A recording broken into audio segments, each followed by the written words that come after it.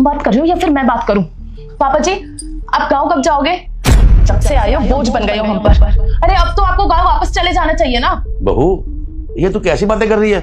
बेटा क्या कह रही तेरी बहू? ठीक ही तो कह रही है बहू। ठीक बोल रही है? अबे क्या ठीक बोल रही है वो? तो क्या गलत कहा पापा? सब कुछ ठीक कह रही है वो। आपने मुझसे क्या बोला था कि 1 हफ्ते के लिए मैं तेरे घर पे रहने के लिए आ रहा हूँ। मैंने कहा ठीक है भाई, अपने पापा से मिल लेता हूँ। और अपने साथ साथ उसी महीने में सुजीत को ले आए। उसके पढ़ाई का खर्चा मेरे ऊपर सौंप दिया। अभी 6 महीनों के इस बात को। अरे दोनों यहाँ पर सांप की तरह बैठे हुए हो, मतलब जाने का नाम नहीं ले रहे। कुछ पता नहीं है कि कब जाओगे। सारा खर्चा मेरे ऊपर आ चुका है। अरे घर का रेंट है, बाहर की EMI, ये सब कुछ देखना पड़ रहा है मुझे। थोड़ी तो शर्म रखो यार। और आपको पता है पापा जी, जब आप गांव में थे ना तो हम दोनों बहुत अच्छे से रह रहे थे। पता नहीं किस मनहूस घड़ी में आप यहाँ पे वापस आ गए। और चलो आए तो आए, लेकिन 1 हफ्ते के लिए बोला था ना आपने, तो 1 हफ्ते में खुद अपना बोरिया बिस्तरा उठा के जा भी सकते थे। अरे तो बेटा क्या हो गया? मेरे बेटे का घर है, मैं यहाँ पर आ गया हूँ, यहाँ रह रहा हूँ। इसमें तुम लोगों को क्या परेशानी हो रही है? अच्छा, हम लोगों को क्या परेशानी हो रही है? वाजी वाह, आपका क्या मतलब है? राजा की तनख्वाह 40,000 है। 40,000 में क्या होता है आज के समय में, आप बता दो। आपको तो ऐशो आराम से दिन रात का खाना मिल रहा है, आपको तो कुछ मेहनत करनी नहीं पड़ रही, तो आपको कुछ नहीं पता।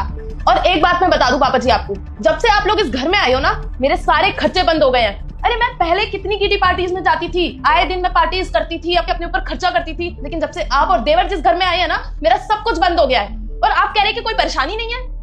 अरे ये सब तो छोड़िए, यहाँ तक कि मैं पार्लर भी नहीं जा पा रही हूँ अपने लिए, क्योंकि जितना राजा कमाता है वो सब तो आपके ऊपर खर्च हो जाते हैं। दिन रात आपका खाना पीना, आपकी दवाइयां, देवर जी की पढ़ाई का खर्चा, पता नहीं कितने खर्चे हो जाते हैं। राजा देखो, मैं कह दे रही हूँ कि पापा जी और देवर जी को इस घर से अभी इसी वक्त निकालो, अब मुझसे बिल्कुल बर्दाश्त नहीं होता। पापा जी बात समझो, शांति से अगर बात हो रही है तो समझो इस बात को। मैं घर में कलेश नहीं चाहता।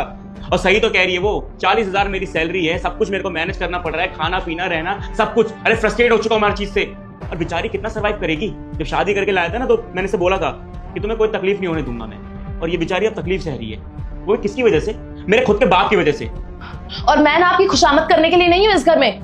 जब देखो तब फरमाइशें करते रहते हैं, आज खाने में ये बना दो वो बना दो। मैं नौकरानी हूँ क्या इस घर की? और एक बात बताऊँ पापा जी, मैंने अपने खुद के घर में ना एक गिलास भी नहीं उठाया कभी, और आप लोगों की मुझे इतनी सेवा करनी पड़ रही है। किस खुशी में भाई? मैंने राजा को ना पहले ही बोल दिया था, शादी करने से पहले मेरी ये शर्त थी कि मैं घर परिवार से दूर रहूंगी।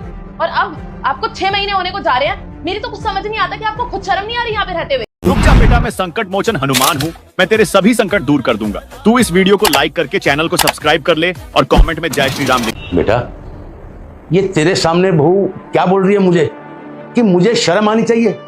अपने बेटे के घर में रहने के लिए मुझे शर्म आनी चाहिए।